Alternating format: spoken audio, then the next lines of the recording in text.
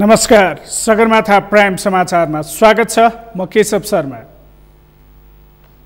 नमस्कार, म जयन्ती पुडासेनी। सबैभन्दा पहिले मुख्य समाचार। सभामुखले संसदका कामलाई प्रभावित पारेको प्रधानमन्त्रीको आरोप। एमसीसी अघि बढाउन सर्वदलीय बैठकमा आह्वान। सबै दल सकारात्मक। देशमा राजनीतिक अस्थिरता निम्त्याउन खोज्ने विरुद्ध कडा प्रतिकार गर्ने माओवादी अध्यक्ष प्रचण्डको चेतावनी। राजनीतिक षड्यन्त्र क्लाइमेक्समा पुगेको भनाई। शहरी क्षेत्रका विद्यालय वैशाख मसान्तसम्म बन्द गर्ने कोभिड-19 व्यवस्थापन केन्द्र सीसीएमसीको सिफारिस। कोरोना नियन्त्रणमा गम्भीर भएर लाग्न आग्रह। प्रतिनिधि सभाको विकास तथा प्रविधि समिति र अर्थ समितिले गर्यो द्रुत मार्गको अनुगमन। निर्माण कार्य समयमै सम्पन्न हुनेमा शङ्का। र त्रिकोणात्मक T20 सिरिजमा नेपालको सुखद सुरुवात। नेदरल्यान्ड 9 विकेटले पराजय।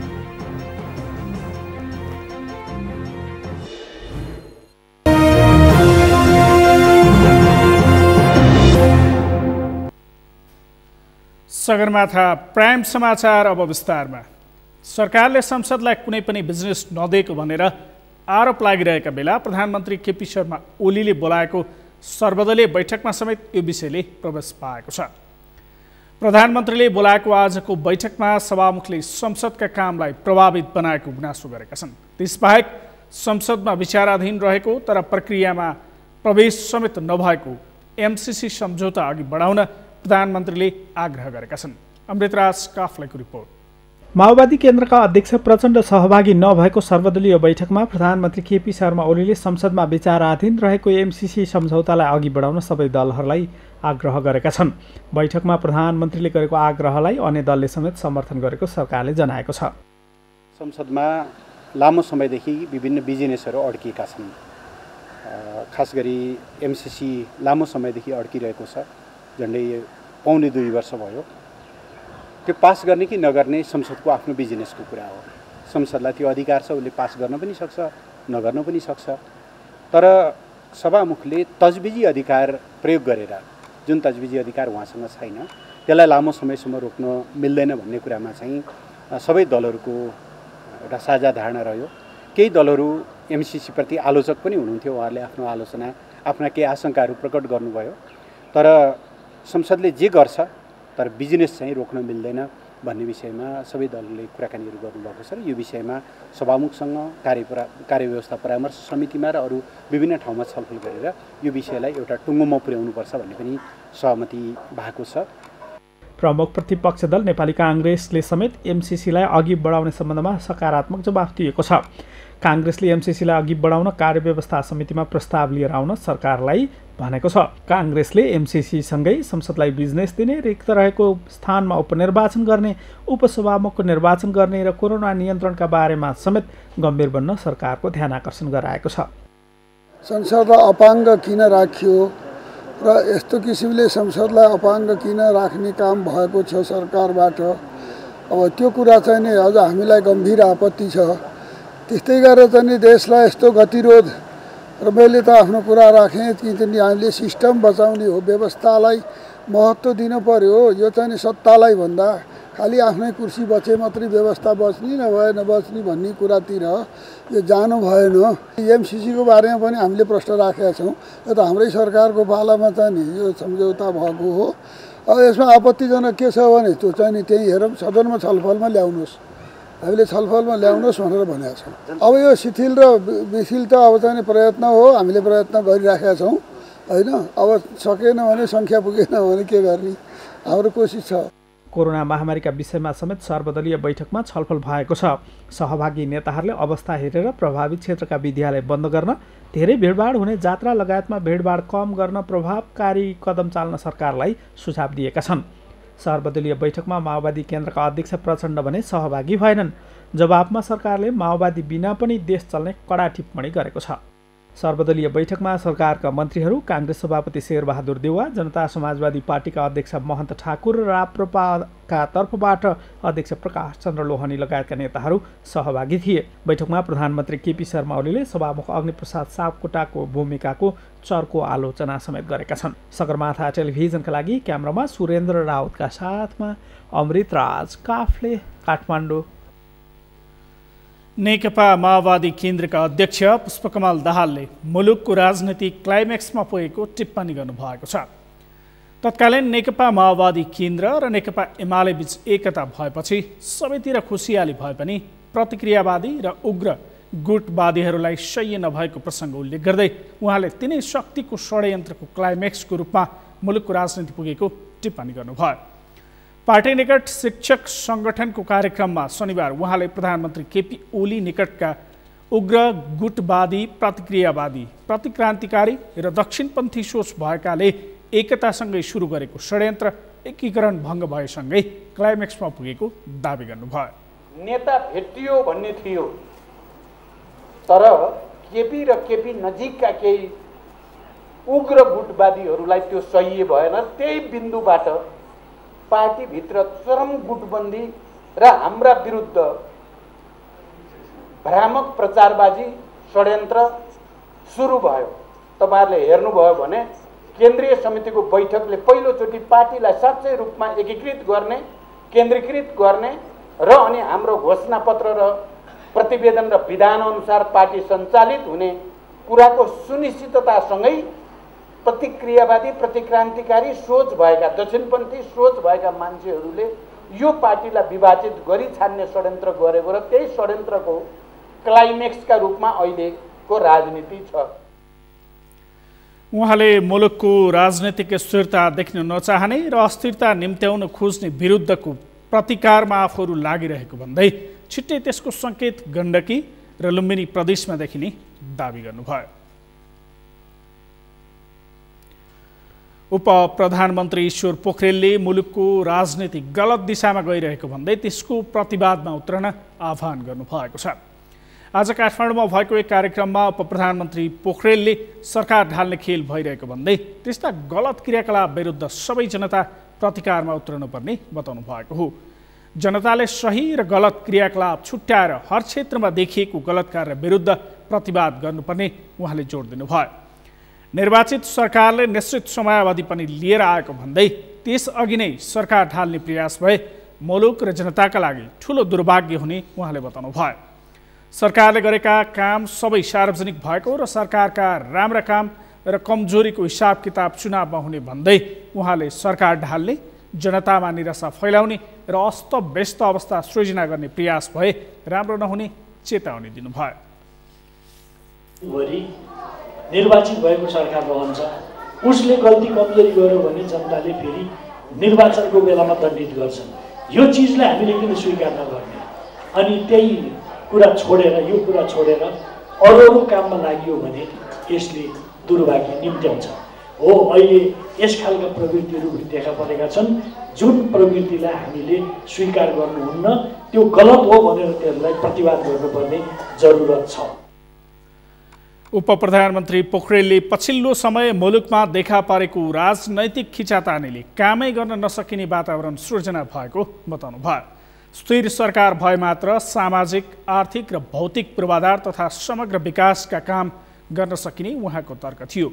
उहाँले आगामी आर्थिक वर्षको बजेटमा सामाजिक सुरक्षा भत्ता बढाइने पनि बताउनुभयो। उहाँले स्थानीय स्तरमा हुने विकास निर्माणलाई राजनैतिक रूपमा नहेर्न आग्रह गर्नुभयो। राजनैतिक रूपमा प्रतिस्पर्धा भए पनि विकास निर्माणमा मिलेर लाग्नुपर्नेमा उहाँले जोड दिनुभयो।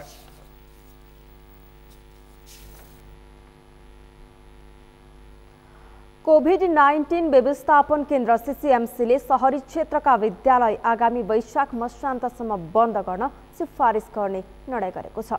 सिंहदरबारमा शनिबार बसेको सीसीएमसी बैठकले भाइरस संक्रमणको रोकथामका लागि शहरी क्षेत्रका विद्यालय वैशाख मसान्तसम्म बन्द गर्न मन्त्री परिषदलाई सिफारिस गरेको हो। कोरोना नियन्त्रण र रोकथामका सम्बन्धी आदेश 2078 माथि छलफल भएको र आदेशमा वैशाख मसान्तसम्म बन्द गर्न सिफारिस गरिएको मन्त्री परिषद कार्यालयका सचिव खगराज बरालले जानकारी दिनुभयो। उहाँले यस विषयमा स्थानीय तहले नै निर्णय गर्नुपर्नेमा सीसीएमसीको जोड रहेको बताउनुभयो। मन्त्री परिषद बैठकले सिफारिसलाई अनुमोदन गरेपछि विद्यालय बन्दको निर्णय कार्यान्वयन हुनेछ। यसअघि स्वास्थ्य तथा जनसङ्ख्या मन्त्रालयले विद्यालय बन्द गर्ने बारे प्रस्ताव पेश गरे पनि मन्त्री परिषदबाट निर्णय हुन सकेको थिएन। बैठकले कोरोनाको दोस्रो चरणको महामारी रोकथाम तथा नियन्त्रणका लागि प्रतिकारीमा जुट्न सम्बद्ध सबै पक्षलाई निर्देशन दिने निर्णय गरेको छ।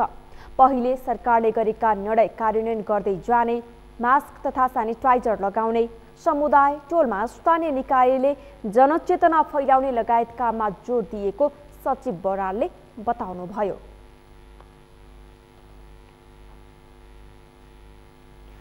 बैठकमा जनस्वास्थ्य मापदण्डमा कडाई गर्ने तथा विभिन्न सेवा सञ्चालनका विधिबारे छलफल भएको र आवश्यक निर्णयका लागि मन्त्री परिषद समक्ष सिफारिस गरिएको छ।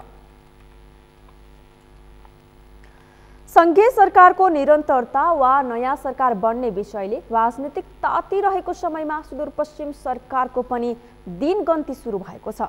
अहिले माओवादी र एमाले माधव समूह सरकारमा रहेको सुदूरपश्चिममा सरकार बाहिर रहेका दलहरू समेत सरकारको नेतृत्वमा जाने कसरतमा छन्। ओली समूहका 6 जना सांसदहरूले सुदूरपश्चिममा एमालेकै नेतृत्वमा सरकार बनाउने कसरत गरिरहे पनि माधव समूह भने माओवादीसँगै मिलेर यही सरकारको निरन्तरताको पक्षमा छ। कैलालीबाट दिनेश बेस्टको रिपोर्ट। सुदूरपश्चिम प्रदेश सभामा नेकपा एमाले ठूलो दल भए पनि उसको समर्थनमा माओवादी केन्द्रको सरकार छ। विगतमा पार्टी एकता गर्दा वाम गठबन्धनको सरकार निर्माण हुने 6 मध्ये 4 प्रदेशमा एमाले र 2 प्रदेशमा माओवादी केन्द्रले सरकारको नेतृत्व गर्ने सहमति भए अनुसार कर्णाली र सुदूरपश्चिम प्रदेशमा माओवादी केन्द्रका मुख्यमन्त्री छन्। तर सर्वोच्च अदालतले नेकपा खारेज गर्दै दुवै दललाई साबिक्य अवस्थामा फर्काएपछि ती दुवै प्रदेशमा एमाले सरकार निर्माणका लागि दाबी गर्न सक्ने अवस्था देखिएको हो। सुदूरपश्चिम प्रदेश सभामा एमालेका 25, माओवादी केन्द्रका 14, नेपाली काङ्ग्रेसका 12 र जसपा नेपालका 2 सांसद छन्। 53 सदस्यीय प्रदेश सभामा बहुमतका लागि कम्तीमा 27 सांसदको समर्थन आवश्यक पर्दछ। तर एमालेका 25 सांसद मध्ये झलनाथ माधव पक्षका 20 सांसद छन्। ओली समूहले एमालेकै नेतृत्वमा सरकार बनाउन चाहे पनि माधव समूह भने आफू सरकारमा टिकिरहने र माओवादी नेतृत्वकै सरकारलाई जोगाउने कसरत थालेको छ। अहिलेकै सरकारको निरन्तरता रहने सम्भावना छ प्रष्टै। तर मन्त्रालयमा मन्त्रीहरूको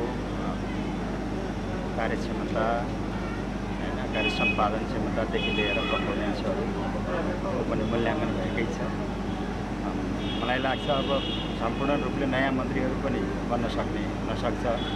अब मन्त्रीहरूको निरन्तरतासहित रिक्त मन्त्रालयहरूमा नयाँ ल्याउनु पनि हुनसक्छ। दुईटै सम्भावना छ। कति समय लाग्ला? अब मलाई लाग्छ अब छिटै होला यो। एमालेसँग 25 जना सांसद छन् भने काङ्ग्रेसका 12 र माओवादीका 14 सांसद थिए।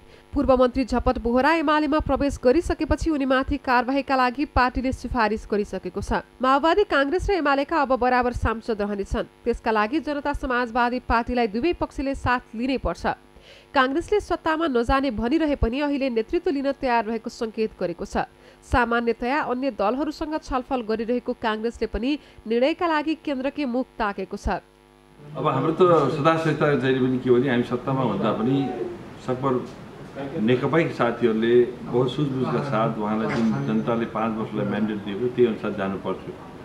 अब त्यो जान सकेनन्। त्यसपछि गएर आफू असक्षम हिसाबले अगाडि बढे भनेपछि हाम्रो भूमिका यदि त्यसमा सरकार बनाउनेमा आएको खण्डमा हामी पछाडि पर्नेवाला पनि छैनौँ। सक्दो हाम्रो चाहिँ प्रयास चाहिँ के हुन्छ भने अब सरकारमा जानुभन्दा पनि यदि त्यस्तो वातावरण बन्छ भने अरू नै वातावरणबाट सरकार बनोस्, होइन भने चाहिँ अन्तिम अवस्थामा यदि हामीले जानुपर्ने स्थिति आएको खण्डमा हामी अब हाम्रो भूमिकामा हामी गर्दैनौँ भन्ने स्थितिमा छैनौँ। त्यसैले हामी त्यो भूमिका निभाउन तयार पनि छौँ। रहेको कुरा के छ भने अब कोसँग गर्ने, केसँग गर्ने भन्ने सन्दर्भमा छलफलहरू त भइरहेकै छ। अब त्यसमा चाहिँ अब ती छलफलको जब निष्कर्ष आउँछ त्यसपछि तपाईँहरूलाई म प्रष्ट रूपले भन्नेछु। अन्य समय चर्चामा नआएको जनता समाजवादी पार्टी अहिले सरकार हेरफेरका बेला पनि चर्चामा आउन थालेको छ। 2 जना सांसद रहेको जनता समाजवादी पार्टीसँग औपचारिक रूपमै वार्ता नभए पनि अनौपचारिक कुरा भने अन्य दलसँग चलिरहेको छ। तर जसपा संसदीय दलले भने सरकारमा जाने या समर्थनका लागि कसैसँग छलफल नभएको जनाएको छ। केन्द्रमा पार्टीले उठाएका मुद्दा अनुसार नै आफूले मुद्दा उठाएको र सोही अनुसार समावेश हुने जसपाको निष्कर्ष छ। हामी केन्द्रमा सेन्टरमा हामीले हाम्रो केही मागहरू छन्, केही मुद्दाहरू छन् हाम्रो। त्यो बारेमा यदि सरकार अर्थात् नयाँ बन्ने समीकरणवाला सरकारले चाहिँ हाम्रो माग मुद्दालाई सम्बोधन गर्यो भने हामीले त्यति बेला हामीले बसेर छलफल गरेर एउटा निष्कर्षमा हामी पुग्छौँ र अब हामी सरकारमा गएर पनि र बाहिरैबाट पनि हामीले एउटा खालको समर्थन दिन सक्ने स्थिति बन्छ।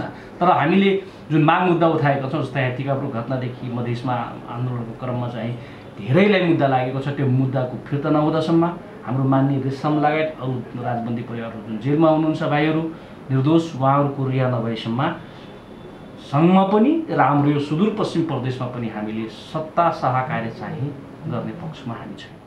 सङ्घको राजनीतिले सुदूरपश्चिमको राजनीति तातिरहे पनि एमालेकै विवादका कारण यहाँको सरकार कसको नेतृत्वमा बन्ने भन्ने त्यो टुङ्गो लागेको छैन।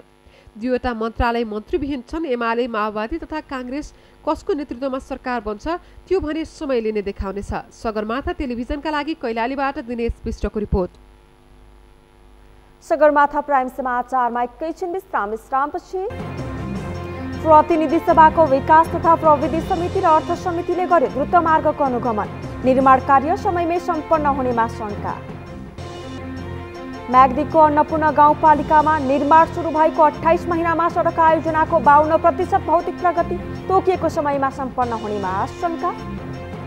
र नेपालमा बढ्न थाल्यो कोरोनाको संक्रमण दर। आज एकै दिन 843 जनामा कोरोना संक्रमण पुष्टि।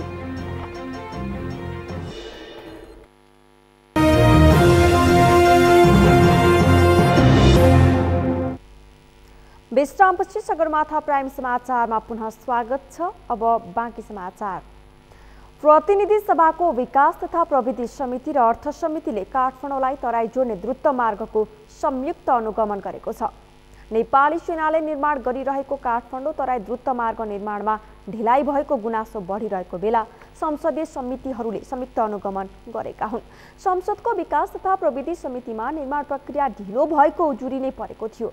संसदीय अनुगमनमा पुग्नुभएका सांसदहरूले विकास निर्माणका ठूला आयोजनाहरू समयमा नै सम्पन्न हुन नसक्ने रोग काठमाडौँ तराई द्रुत मार्गको निर्माण प्रक्रियामा पनि देखिएको टिप्पणी गरेका छन्।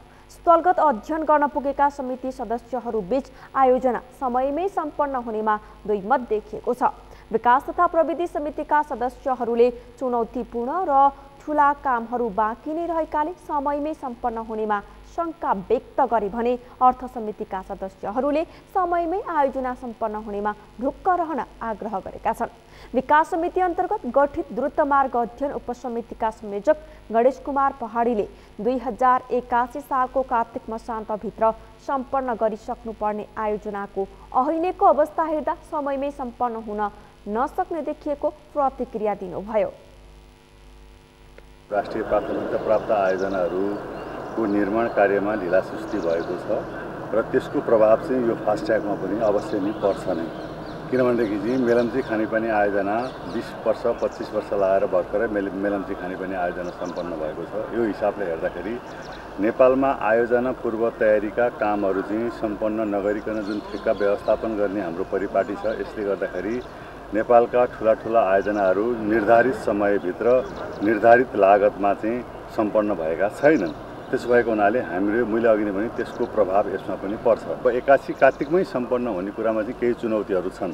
किनभनेदेखि 11वटा प्याकेजमध्ये हाम्रो चाहिँ ठेक्का प्रक्रिया अहिलेसम्म भएको छैन। 2टा प्याकेजको ठेक्का निक्लेको छ र त्यसमा चाहिँ अब चाहिँ निर्माण व्यवसाय छनौट भएर त्यसपछि ठेक्का हाल्ने काम भएको छ। त्यसको अन्तिम टुङ्गो लागेको छैन। अरू 9वटा प्याकेजको त ठेक्का नै निक्लेको छैन। यसरी हेर्दाखेरि चाहिँ ठ्याक्कै 81 को कार्तिकमा भनेको समयमा चाहिँ सम्पन्न गर्ने केही चुनौतीहरू देखिएका छन्।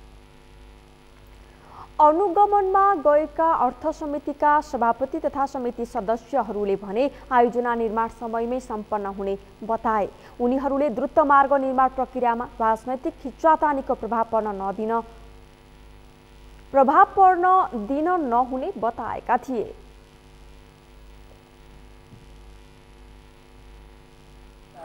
चाहिँ जुन हदसम्म जति काम गरेर रहेछ त्यो चाहिँ साँच्चीकै चाहिँ नि यो सराहनीय पाएँ मैले। 44 चाहिँ किलोमिटर त रोड बनि नै सकेको रहेछ। त्यो पनि हामीले सबैले हेऱ्यौँ, माथिबाट पनि हेऱ्यौँ, गुडेर पनि हेऱ्यौँ। 20 किलोमिटर चाहिँ नि लगभग चाहिँ नि ब्ल्याक टपिङै गर्न सकिने हिसाबबाट पुगिसकेको रहेछ। अब यो 3टा टनल र करिब 7 किलोमिटर लामो टनल जसलाई चाहिँ दुईवटा प्याकेजका रूपमा अहिले टेन्डरिङ गरेर रहेछ त्यो र अब बाँकी भएको 11 किलोमिटर।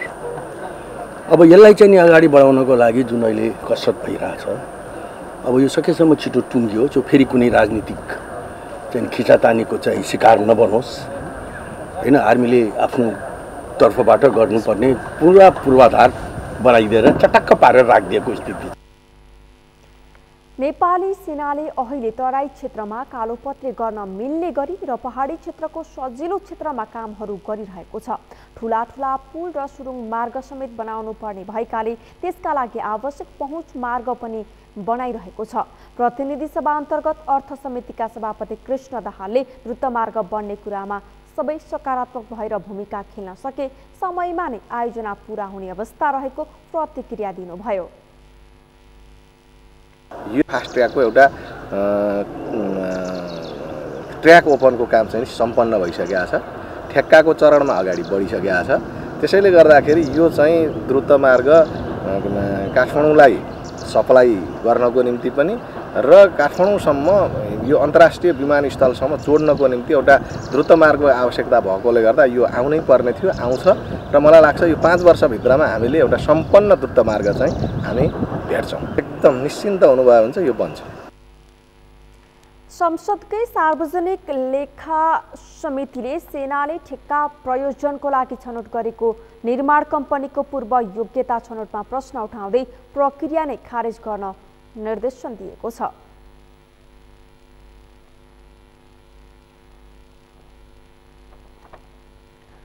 काम सुरु भएको 28 महिनामा म्याग्दीको अन्नपूर्ण गाउँपालिकाको पोखरी बगर, घार, सिवाङ, सिख, चित्रे सडक आयोजनाको 52% भौतिक प्रगति भएको छ। आगामी भदौ 14 गतेसम्म म्याद थपिएको आयोजनाको बाँकी 5 महिनामा 48% काम सक्न चुनौतीसँगै आयोजना अधुरो र अलपत्र बन्ने चिन्ता बढेको छ। म्याग्दीबाट सन्तोष गौतमको रिपोर्ट। राष्ट्रिय पुनर्निर्माण प्राधिकरण जिल्ला आयोजना कार्यान्वयन इकाइ म्याग्दीले अन्नपूर्ण गाउँपालिकाको केन्द्र पोखरे बगरदेखि घार, खिवाङ, सिख हुँदै पर्यटकीय स्थल घोडेपानी नजिकैको बस्ती चित्रे जोड्ने 18 किलोमिटर 540 मिटर स्तरोन्नति गर्न 2075 मङ्सिरदेखि आयोजना सुरु गरेको थियो।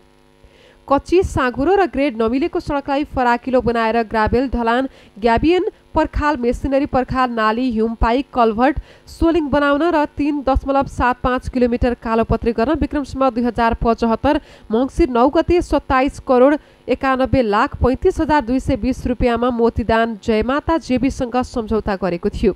ठेक्का सम्झौतामा उल्लेखित म्याद 2077 जेठ 22 गते नै सकिएको आयोजनाको हालसम्म भौतिकतर्फ 52 र वित्तीयतर्फ 42% प्रगति हासिल भएको छ। पोखरे बगर घोडेपानी सडकको चित्रे खण्डसम्मको सडकको भौतिक प्रगतिको अवस्था 52% हो। 52% भौतिक प्रगति छ भने 42% हाम्रो वित्तीय प्रगति रहेको छ। यसमध्ये अहिले पछिल्लो समय कामले पनि अलिकति तीव्रता लिएको, हामीहरूले पनि बारम्बार अनुगमन र कन्ट्र्याक्टिङ कम्पनीहरूलाई निर्देशन दिइरहेको अवस्था हो। र हामीसँग म्याद भनेको भदौको आगामी 2078 साल भदौ 14 गतिसम्मको यस आयोजनाको म्याद रहेको छ र त्यो आयोजनाको म्याद सकिनु पूर्व नै यसलाई सक्ने गरी सीमा अवधिभित्र नै काम सक्ने गरी हामीले कन्ट्र्याक्टरहरूसँग समन्वय गरिरहेका छौँ।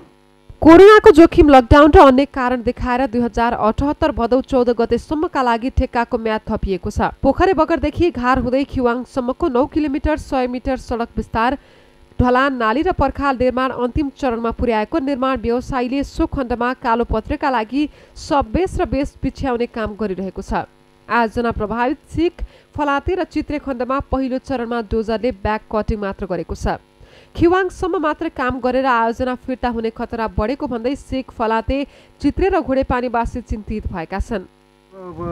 तलबाट काम सुरु गरेपछि अब राम्रो काम हुँदैछ होइन। यहाँ अलिअलि काम त गऱ्यो, माथि चित्रेसम्म काम त भयो, तर यतातिर अहिले काम गर्न आएको छैन। त्यसकारण यहाँको जनताको गुनासो कि त्यतै घारसम्म मात्रै काम गरेर फर्किने हो कि यहीँसम्म आउने हो कि राम्रो यता पनि काम गर्नु पर्यो भन्ने गुनासो छ। या गाउँपालिका या ओडाले चाहिँ विशेष पहल गर्नुपर्छ, छिटोभन्दा छिटो यो बाटोलाई चाहिँ स्तर उन्नति गर्नुपर्छ र बाटोलाई पिच भन्ने सुनिएको हो। अहिलेसम्म पिचको त के कुरा गर्ने, अहिलेसम्म चाहिँ ग्राभेलको कुराहरू पनि भइरहेको छैन। धेरै ठाउँमा बाटोहरू बनाएका भत्किसकेका छन्, अझैसम्म चाहिँ एउटा विस्तार हुन सकिरहेको छैन। त्यस कारणले म के भन्न चाहन्छु भने विशेष गरेर जुन योजना आएको छ त्यसलाई सम्भव छिटोभन्दा छिटो पुरा हुनु पर्यो। यसको लागि सम्बन्धित निकायले चाहिँ पहल गर्नु पर्यो। झारखण्डमा सडक छेउछाउमा घरजग्गा पर्ने स्थानीयको विवादले अपेक्षाकृत काम गर्न नसकेको तर्क गर्दै आएका निर्माण व्यवसायीले पर्याप्त मात्रामा मजदुर र उपकरण परिचालन गर्न नसक्नु आयोजनाका प्रमुख छिटो छिटो परिवर्तन हुन ढिलासुस्तीको मुख्य कारण हो। अर्कोतर्फ ठेकेदारले सडक ढलान, नाली निर्माण र सोलिङ गर्दा तोकिएको मापदण्ड, गुणस्तर र परिमाण अनुसार निर्माण सामग्रीको प्रयोग नगरी टालटुले हिसाबले काम गरेको आरोप स्थानीयवासीले लगाएका छन्। एकदमै गाह्रो भयो। अहिले आउँदाखेरि नि यति मुस्किल हो। बाइकलाई त भर्खर नयाँ नयाँ बाइक चलाउने कोही हुन्छन् सिक्ने, त्यस्तो अन्त यहाँ यो बाटोमा त चिजै मर्ने हुन्। अहिले टिप्पर गइरहेछ, ट्र्याक्टरहरू गइरहेछ, यति मुस्किलले गइरहेछ। टिप्पर पनि ब्रेक फेल भयो भने त यहीँ भर्खर मान्छे मर्न पनि सम्भावना हुन्छ। अब यहीँ मैले इन्जिनियरलाई खुद मैले भेटाएर भने, उसले भन्छ हाम्रो इस्टिमेट यस्तै हो भनेर। पछाडि गाडी हिँडेपछि आफै बन्छ भनेर भने इन्जिनियरले। अब यो त कहिले हो त्यस्तो हुने त? त्यो हुनु नि त पहिला केही एक्सिडेन्ट भयो भने त मर्ने त जनता मर्छन् नि बिचारा। म्याग्दीको गौरवका आयोजना मानिएको पोखरे बगर चित्रे सडक आयोजनाको सडक यातायात मात्र नभएर पर्यटन, कृषिको विकासका लागि समेत उत्तिकै महत्त्व छ। सडक स्तरोन्नति भएपछि पर्यटकीय स्थल घोडेपानीमा आन्तरिक पर्यटकको आगमन बढ्दो र शीघ्र घारका स्थानीयवासीलाई आवजावतका साथै ढुवानी तथा कृषि, पशु र वनजन्य उत्पादन निकासीमा सहयोग पुग्ने अपेक्षा गरिएको छ। म्याग्दी जुन चाहिँ अफिस छ त्यो अफिसमा हामीहरूको पटक ताकेता भइरहेछ। प्राविधिकहरू पठाइदिनु पर्यो, ठेकेदारहरूको काम ढिलासुस्ती भयो भनेर हामीहरूले ताकेता गरेकै छौँ। यता ठेकेदारहरूलाई पनि दैनिक रूपमा हामीहरू फिल्डमै गएर चाहिँ त्यसका कमजोरीहरू औँल्याइरहेका छौँ। तैपनि हामीहरूले अब सबै काम त्यतिमा मात्रै हेर्न नभ्याउने, अन्यत्र पनि हेर्नुपर्ने। अब ठेकेदारहरूको चाहिँ केही ढिलासुस्ती र केही कमजोरीहरू देखेका छन्। त्यो सम्बन्धी हामीले चाहिँ पटक चाहिँ यसको कार्यालयलाई ताकेता गरेका छौँ। मार्ग खुलेको 1 दशकपछि सडक स्तरोन्नति सुरु हुँदा 2 वर्ष अघि शीघ्र घारका बासिन्दामा छाएको खुसियाली निर्माणको धीमा गतिले निराशामा परिणत गराउन थालेको छ। यो आयोजनालाई पूर्णता दिएर सफल बनाउन बाँकी अवधिमा निर्माण व्यवसायीले पर्याप्त मजदुर, उपकरण परिचालन, सम्बद्ध कार्यालयले सहजीकरणका साथै बजेटको व्यवस्थापन, समुदायले काम गर्ने वातावरण बनाउन र सरकारवालाहरूले अनुगमनमा ध्यान दिनुपर्ने देखिन्छ। सगरमाथा टेलिभिजनका लागि म्याग्दीबाट सन्तोष गौतमको रिपोर्ट। नेपालमा आज थप 843 जनामा कोरोना संक्रमण पुष्टि भएको छ। देशभर गरिएको 5333 पीसीआर परीक्षणका क्रममा 768 जना र 671वटा एन्टिजेन परीक्षणका क्रममा 75 जनामा कोरोना पुष्टि भएको मन्त्रालयले जनाएको छ। यो सँगै नेपालमा कोरोना संक्रमितको संख्या 2,83,658 पुगेको छ। यस्तै कोरोनाका कारण थप 5 जनाको मृत्यु भएको छ भने हालसम्म नेपालमा 3075 जनाले कोरोनाका कारण ज्यान गुमाएका छन्। यस्तै थप 226 जना संक्रमण मुक्त हुँदा नेपालमा हालसम्म 2,75,038 जनाले कोरोना जितेका छन्। हाल नेपालमा 5,545 जना आइसोलेसनमा र 74 जना क्वारेन्टिनमा छन्। हालसम्म 23,40,417 पीसीआर परीक्षण भएको स्वास्थ्य मन्त्रालयले जनाएको छ। नयाँ वर्ष मनाउन आएका आन्तरिक पर्यटकले लमजुङका पर्यटकीय गाउँहरू भरिभराउ भएका छन्। घले गाउँ र गाउँशहरको काउले पानी लगायतका गाउँहरूमा नयाँ वर्ष मनाउन आउनेहरू बढेका हुन्। पछिल्लो समय जिल्लाका पर्यटकीय गाउँहरूमा आन्तरिक पर्यटकको आवागमन बढ्न थालेपछि पर्यटन व्यवसायहरू उत्साही बनेका छन्। सार्क राष्ट्रकै नमुना स्मार्ट भिलेज घले गाउँ होमस्टेमा यति बेला नयाँ वर्ष मनाउन आएका पर्यटकले भरिभराउ भएको घले गाउँ पर्यटन व्यवस्थापन समितिका अध्यक्ष प्रेम घलेले बताउनु भएको छ। होमस्टे प्राकृतिक दृश्यावलोकनका लागि पर्यटकीय गाउँहरूमा पर्यटकको ओइरो लागेको हो। नयाँ वर्षको आगमनसँगै आन्तरिक पर्यटकहरूको आगमन बढेपछि स्थानीय पर्यटन व्यवसायलाई भ्याइ नभ्याइ भएको छ।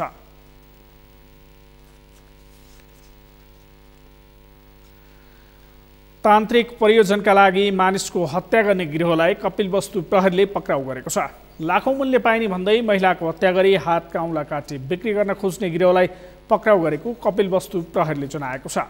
प्रहरीले गिरोहका कपिलवस्तु जिल्लाको शुद्धोधन गाउँपालिका 5 शिवालयका 45 वर्षीय कृष्ण कुर्मी, 55 वर्षीय रामहरक यादव, रूपन्देही जिल्लाको सैनामैना नगरपालिका 1 बनकट्टाका 67 वर्षीय कर्णबहादुर सुनार, नवलपरासीको मध्यबिन्दु नगरपालिका घर भई हाल रूपन्देही जिल्लाको बुटवल उपमहानगरपालिका वडा नम्बर 9 शिवनगरमा बस्ने 67 वर्षीय खेमबहादुर मल्ललाई पक्राउ गरेको प्रहरीले जनाएको छ।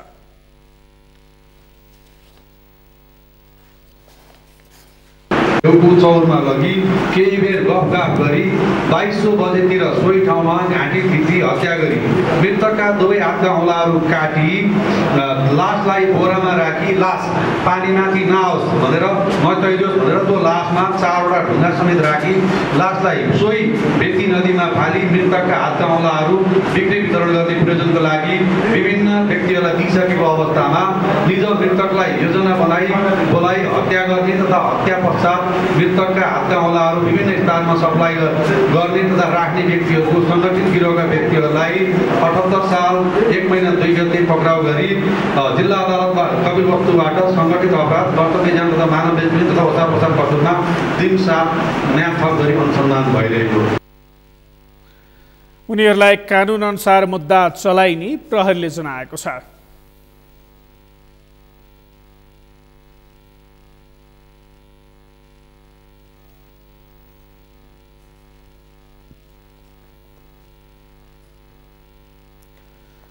खडेरीमा हुने डढेलोबाट वन जोगाउनका लागि अनेक उपायहरू अपनाइन्छ। धादिङमा डढेलोबाट वन जोगाउन विगत 40 वर्षदेखि फेरि लगाइँदै आएको छ। धादिङबाट गोमा थापाको रिपोर्ट। यी हुन् विगत 40 वर्षदेखि धादिङमा फेरि लगाउँदै आएका अभियन्ता भूमि रमण नेपाल। जोगीहरूले घर घरमा राति फेरि लगाउने गरेको भए पनि अभियन्ता नेपालले भने डढेलोबाट वन जङ्गल जोगाउन भन्दै दिउँसै फेरि लगाउँदै आएका छन्। उनले फेरीको शैलीमा बिगुल बजाउँदै सर्वसाधारणलाई परम्परागत विश्वासबाट माथि उठाउने पहल गरेका छन्। नेपालको यो पहल वन जोगाउन सूचना प्रवाह गर्ने उपयुक्त माध्यम बनेको छ। उनको फेरीमा डढेलोबाट वन जोगाउनेदेखि लिएर वन्य जीवजन्तुको संरक्षण, स्वास्थ्य, सरसफाई र पानीको मुहान संरक्षण गर्नेसम्मका विषयवस्तु समेटिएका छन्। धादिङमा सामुदायिक वनमा डढेलो लाग्दा या तस्करहरूले काठ चोरी गर्दा उपभोक्ताहरूलाई तत्काल खबर गरेर गुहार माग्दा बिगुल बजाउने गरिन्छ। अभियन्ता भूमि रमण नेपालले सामुदायिक वनको चेतना जगाउन र वन रक्षाका लागि सुरु गरेको यो बिगुल बजाउने प्रचलन अहिले धेरै स्थानहरूमा अनुसरण गरिएको छ। अब केटाकेटीहरूलाई पनि वन जङ्गल जोगाउनु, हराभरा बनाउनु हामीहरूले सिकेपछि अनि बच्चाहरूले पनि जान्छ, अब सबैजना जानुपर्छ भनेर भन्नुहुन्थ्यो। अनि त्यो बिगुल पुगेपछि सबैलाई थाहा हुन्थ्यो, आउँथ्यौँ अनि उहाँहरूले जे सिकाउनुहुन्थ्यो अनि गर्थ्यौँ हामी। अनि फेरि हामीले त्यसो गरेपछि हामी सबै राम्रो काम गरेर वन हराभरा देख्यौँ, राम्रो भयो। अब उहाँहरूले त हामीलाई सिकाउनु भयो। अब हामीभन्दा सानो सानो भाइ बहिनी बालबच्चा छोराछोरीलाई पनि यसै गरी सिकाएर यही लयमा हामी अगाडि बढ्नुपर्छ भनेर हामी त्यसरी सिकाउँछौँ। सामुदायिक वनलाई गोडमेल गरेर हुर्काउने र अग्नि रेखा बनाएर वनलाई डढेलोबाट कसरी जोगाउने भन्ने कुरामा नेपालको अभियानले सहयोग पुगेको स्थानीयको भनाइ छ। र एउटा वन पालेपछि चाहिँ यतिसम्म सहज र यतिसम्म चाहिँ हामीलाई एउटा देख्दा पनि सौन्दर्यता, यतिसम्म एउटा फाइदा र हामी उपभोक्तालाई वनप्रति अति नै एउटा साँच्चै माया, वन पाले पनि यस्तो फाइदा भन्ने कुरो थाहा भएर नै यो अनि अहिले हामीहरू एउटा मनमा भित्रीदेखि नै वन चाहिँ यस्तो भएपछि वनलाई चाहिँ जोगाउनु पर्दो रहेछ भन्ने एउटा भावना भित्रीदेखि नै पैदा भएर आज एउटा अग्निरेखादेखि लिएर हरेक वनको हरेक उसमा संरक्षणको लागि हामी जारी छौँ। लामो समय खडेरी परेको र धुलो र डढेलोको धुवाँले सिङ्गो नेपाल अहिले प्रदूषित भइरहेका बेला धादिङका स्थानीय भने डढेलोबाट वन जोगाउन लागेका छन्। समुदायका मानिस मिले भने चोरी निकासी मात्रै होइन, डढेलोबाट वन जोगाउन सकिन्छ भन्ने स्थानीयमा आत्मविश्वास जागेको छ। ठाउँ ठाउँमा खाल्टा खन्ने अभियान ल्याउनु भयो अनि हामीले यो खाल्टा पनि खनेको छ, ठाउँ ठाउँ छ हामी देखाउन अहिले सकिन्छ। त्यो खाल्टा पनि खन्यौँ तर हामीले गर्दाखेरि जे पनि हुनेछ भन्नेतिर चाहिँ हामी गयौँ। त्यति हामी अब डढेलो फडेलो भन्ने कुरो हामीले धेरै निर्धन पनि गऱ्यो। कोही खोलातिरबाट हिँड्ने, कोही यो डाँडामा यो थुम्का हाम्रो चाहिँ नि अब पाले बस्थ्यौँ। तर त्यस्तो चाहिँ मन नमिल्या भए यसरी भन्ने बित्तिकै पालो पनि पाउँथेन नि, मान्छे पनि आउँथेन नि, र एकदम मन मिलेर नै यो वन यस्तो भएको हो। वन र वातावरणलाई केन्द्रदेखि स्थानीय तहसम्मका सरकारहरूले आफ्नो नीति बनाउँदा केन्द्रबिन्दुमा राख्न नसकेकाले पटक पटक विपद आउने गरेको अभियन्ता नेपालको भनाइ छ। हरियो वन राज्यको ढुकुटी भएकाले यसको संरक्षण गर्न विशेष ध्यान दिनुपर्ने उनको भनाइ छ। सरकारी नीतिमा पख्नुपर्छ सर। सरकारी नीतिले चाहिँ यो हरियाली भनेको राज्यको ढुकुटी हो, हरियाली बैँको राज्यको सम्पत्ति हो। यो सम्पत्तिको ढुकुटीको पाले पहरा गर्ने गोठालाको चाहिँ पहिचान हुनु पर्यो र त्यो गोठालाको संरक्षण हुनु पर्यो। जस्तो उनीहरूको चाहिँ आवश्यकता के हो, अब पशुपालनमा घाँसको समस्या छ कि, आय आर्जनमा कुनै सिपको आवश्यकता छ कि, कुनै फलफुल क्षेत्रमा चाहिँ केही आवश्यकता छ कि, नीति मात्रै ल्याएर भएन। अहिले आएको नीतिमा त ठिक छ आछ, तर व्यवहारिक रूपमा गाउँ स्तरमा चाहिँ ओर्लिन सकेको छैन। धादिङको बसाहा, सोरघरे, साङ्कोस, ढोला, मैदी, सलाङ र नलाङका स्थानीयहरूले अहिले फेरि लगाएर वन जोगाउने अभियानमा लागेका छन्। वन जोगाउन धादिङवासीले गरे जस्तै उदाहरणीय काम सबैले गर्न सके वन डढेलो नियन्त्रणमा सहयोग पुग्ने निश्चित छ। सगरमाथा टेलिभिजनका लागि धादिङबाट गोमा थापाको रिपोर्ट। सगरमाथा प्राइम समाचारमा पालो भएको छ विश्रामपछि। म्यानमारमा नयाँ वर्षमा कैदीको रिहा, हजारौं कैदी रिहा। एन्टी जुत्ता प्रदर्शनकारी र बन्दीमा परेका समाचार लेख्ने पत्रकारबारे निर्णय भएन। र त्रिकोणात्मक T20 सिरिजमा नेपालको सुखद सुरुवात, नेदरल्यान्ड 9 विकेटले पराजय।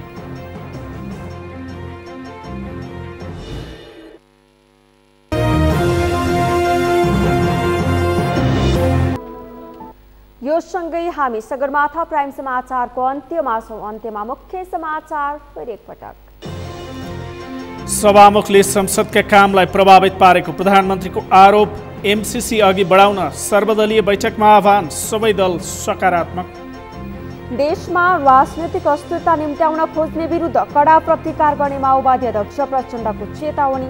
राजनीतिक षड्यन्त्र क्लाइमेक्समा पुगेको भनाई।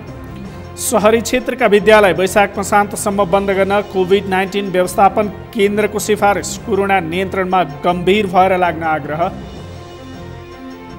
प्रतिनिधि सभाको विकास तथा प्रविधि समिति र अर्थ समितिले गरे द्रुत मार्गको अनुगमन।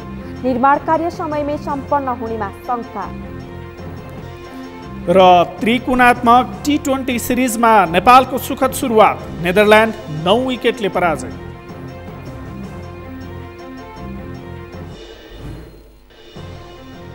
हौस् त सगरमाथा प्राइम समाचार अहिलेलाई सक्यो। तपाईँ समाचार बुलेटिनका साथै सगरमाथा टेलिभिजनका सम्पूर्ण कार्यक्रम www.sagarmatha.tv-मा पनि पढ्न र हेर्न सक्नुहुनेछ। साथै युट्युबमा youtube.com/sagarmatha.tv नेपालमा हेर्न सक्नुहुनेछ। तपाईँ हामीलाई फेसबुकमा पनि facebook.com/stv नेपालमा फलो गर्न सक्नुहुनेछ। समाचारको शिखर, नेपालको गौरव, नेपालको पहिलो न्युज च्यानल सगरमाथा टेलिभिजन हेर्दै गर्नुहोला। नमस्कार। नमस्कार।